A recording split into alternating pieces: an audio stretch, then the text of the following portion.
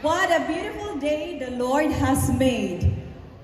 So, and here we make it even more joyful through music, fellowship, and compassion.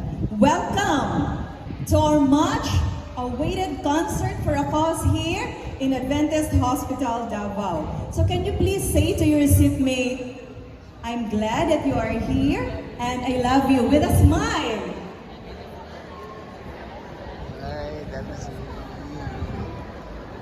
I'm also glad that all of you are here this afternoon and I love you all. Okay. So thank you. I can see radiant smiles over there. And ang uban, murag medyo excited na sila no, to sing along. Basta no, wala pa mo kahibaloon sa lyrics kung sa ilang pangantahon.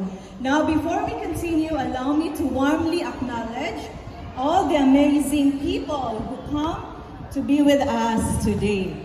And because, let's be honest, without the audience, without you, our performers today will just be having a practice, a very expensive practice, no?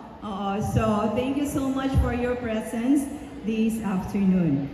First and foremost, we give praises to our Almighty God, the greatest composer and conductor of all. Without Him, I'm pretty well sure that none of this harmony or our healing mission would be possible. Now, today's program, if you do have your printed program with you, today's program is a concert for a cause in support of Adventist Hospital Davao's project. So we have here the hemodialysis building because as of now, we still have a limited beds in the hemodialysis clinics. We do have only 5 beds.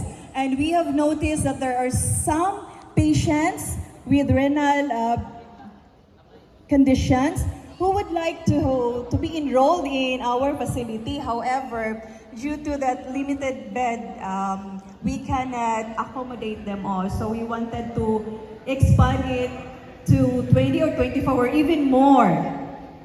And second project is for our mobile clinic. As you can see here on my right side, on your left side, we have the mobile clinic. Okay, so nanami track, it's a big one. However, we still need equipment na among isulod din ha.